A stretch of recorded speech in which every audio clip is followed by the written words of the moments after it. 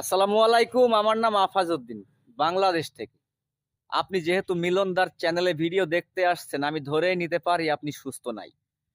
তো আমার এই ভিডিওটা একটু লং হয়ে যাবে। যদি আপনি শেষ পর্যন্ত দেখেন, এই ভিডিওটা আপনাকে সুস্থ হতে অনেক সাহায্য করবে। কারণ আমি একদিন আপনার মতোই মানসিক রোগী ছিলাম, মানসিক সমস্যায় ভুগতাম। তো আমার ঘটনাটা শুরু হয়েছিল ২০২৪ সালে। আমার মাথাটা হঠাৎ করে ঘুরে ওঠে। আর আমার পাশ থেকে একজন বলছিল যে এটা মনে হয় স্ট্রোক করছে।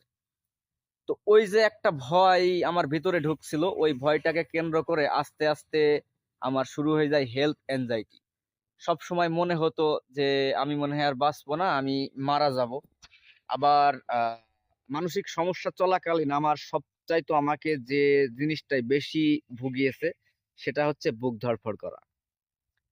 বুক ধড়ফড় মানে এমন আকারে করতো, মনে হইতো যে আমার এই বুকটা একদম হার্টের কাছে, যে ফেটে বেরিয়ে যাবে।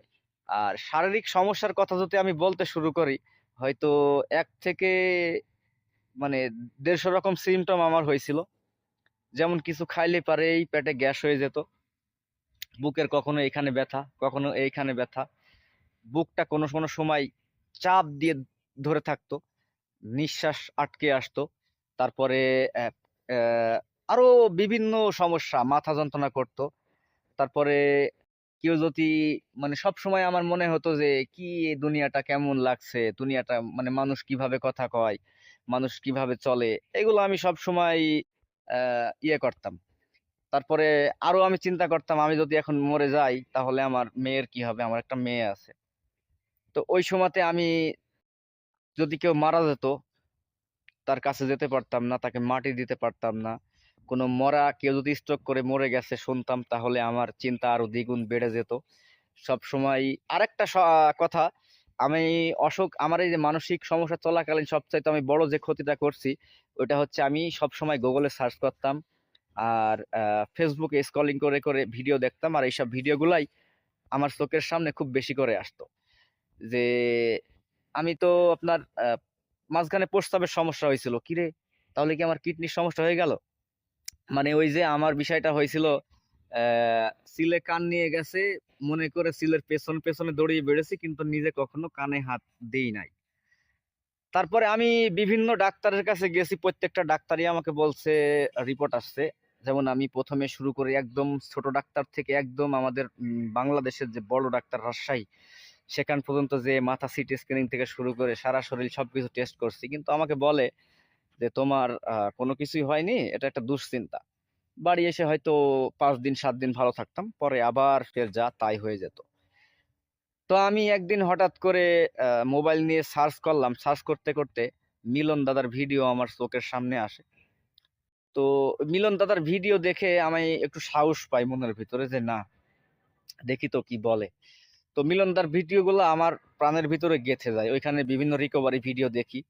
আর মিলন দাদা যে কথাগুলা বলে, যে সিমটম গুলা বলে মানসিক রোগের, এই সিমটম গুলো আমার সাথে ১০০% মিলে যায়। আর প্রথমে যখন আমি মানসিক সমস্যায় ছিলাম, তখন যদি আমি শুনতাম যে এই প্যানিক অ্যাটাক মানসিক রোগের লক্ষণ, আমি তো আরো ভয় পেয়ে যেতাম, কিরে মানসিক রোগ মানে তো পাগল হয়ে যাওয়া, তার মানে কি আমি পাগল হয়ে যাব? আমি সবসময় এটাও চিন্তা করছি যে আমি মনে হয় পাগল হয়ে যাব, এটাও আমি চিন্তা করছি। আসলে এখন হাসি পাচ্ছে যদিও, তারপরেও এটাই হচ্ছে এক সময়কার রিয়েলিটি ছিল। বন্ধু বান্ধব যা ছিল সবার সাথে কন্টাক্ট ক্লোজ করে ফেলছিলাম, সারাক্ষণ বাসাতেই থাকতাম, সারাক্ষণ বাড়িতেই বসে থাকতাম, আর খালি নিজের শরীর নিয়ে চিন্তা করতাম। এখানে ব্যথা হতো, এখানে ব্যথা হতো, এই চুলটা এমন লাগতেছে কেন, এই মানে সারাক্ষণ খালি। আর মানসিক সমস্যায় যারা আছেন তারা মনে হয় এখন এই একই অবস্থায় করছেন। আর একটা বিষয় যে প্যানিক অ্যাটাক, প্যানিক অ্যাটাক যার হয় সেই হয়তো বুঝতে পারবেন যে এটা কি। মানে আমরা আমরা তো জানি না যে মৃত্যু কেমন, কিন্তু মৃত্যুর স্বাদ নেওয়ার মতো একটা ভাব প্যানিক অ্যাটাক। তো মিলন দাদার সাথে আমি প্রথমে মিলন দাদার ভিডিও দেখে আমি চেষ্টা করছিলাম ১ মাস সুস্থ হওয়ার জন্য, মিলন দাদার সাথে কন্টাক্ট না করে, কিন্তু হতে পারি। পরে আমি মিলন দার সাথে কন্টাক্ট করছি, কন্টাক্ট করার পরে উনি, ওনার সাথে কিছু পরামর্শ দিলাম, উনি আমাকে বলল যে এইভাবে এইভাবে চলো। সেইভাবে আমি আসলে বেশি দিন চলিনি, আমি ১০-১৫ দিন চলছি, তারপরে আমি মনে করছি যে এটা কে করে, তো এটা আর আমি করিনি। তারপরেও আমি বর্তমান অবস্থার যদি কথা বলি, আমি এখন 95% সুস্থ। 5% গায়ে বেঁধে গেছে, আর এই 5% আমি কখনো তাড়াতে চাচ্ছি না। মানে আমি এই মানসিক সমস্যায় থেকে তাড়াহুড়া করবেন না, যারা মানসিক সমস্যায় আছেন কেউ তাড়াহুড়া করবেন না, আর কখনোই আপনার সমস্যাটা আপনি অন্য কাউকে শেয়ার করতে যাবেন না। হ্যাঁ, যখনই আপনি শেয়ার করবেন হয়তো সে আপনাকে এমন একটা কিছু বলে দেবে, আপনার এই সমস্যাটা আরো দ্বিগুণ হয়ে যাবে, বিশ্বাস করেন। আর আমি আমার এই জ্ঞানে, যদি আপনারা এই অবস্থায় ঝুলে থাকেন, আমার দেখা মতে বেস্ট কাউন্সিলর মিলন দা, যাকে অনেক ডিস্টার্ব করছি, যে কোনো সময় ফোন দিছি, দাদা এরকম সমস্যা হয়ে গেছে, দাদা বুঝাই দিচ্ছে যে দেখো এটা কিছুই না, এটার সাথে এটা এভাবে ডিল করো, এটার সাথে এইভাবে ডিল করো। তো এইভাবে চলতে চলতে মোটামুটি আজ আমি প্রায় 95% সুস্থ। আর লাস্ট 6-7 মাস আমি কোনো ওষুধ খাইনি। হ্যাঁ, আরেকটা কথা বলি, ঘুম হতো না। ঘুমের জন্য খুব দৌড়াইছি জীবনে। তো তারপরে আর কি বলবো ভাই। হ্যাঁ, তো যাই হোক, আমি আপনাদের সবার সুস্বাস্থ্য কামনা করি, যারা এই মানসিক সমস্যাতে এখনো ফেঁসে আছেন। হ্যাঁ, তাড়াহুড়া করবেন না আর বিরক্ত হয়ে যাবেন না। যখন যেটা হয়ে যাচ্ছে আপনার শরীরের উপরে বা আপনার মনের উপরে, ওটা হইতে দেন। আপনি যেখান থেকেই হোক, আপনার যেখানেই ভালো লাগে, কিন্তু আমি বলবো মিলনদার কাছে কাউন্সিলিং করতে পারেন। এটা হচ্ছে একটা বেস্ট কাউন্সিলর, যে আপনার লাইফটাকে পরিবর্তন করে দেবে। আসলে মিলনটা হচ্ছে একটা ওসিলা, সাহায্য করবে, আর উপর থেকে সবকিছু ইয়ে হয়ে যাবে। অসংখ্য ধন্যবাদ, ভালো থাকবেন, আমার জন্য দোয়া করবেন। ধন্যবাদ।